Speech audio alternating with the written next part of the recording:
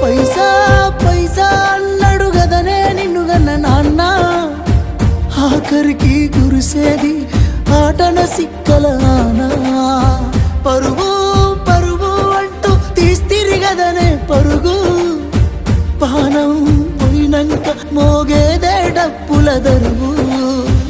ఉండదనికే హాని పిల్ల పాపాలతోని, హాయిగా బతుకేను వందేళ్ళు.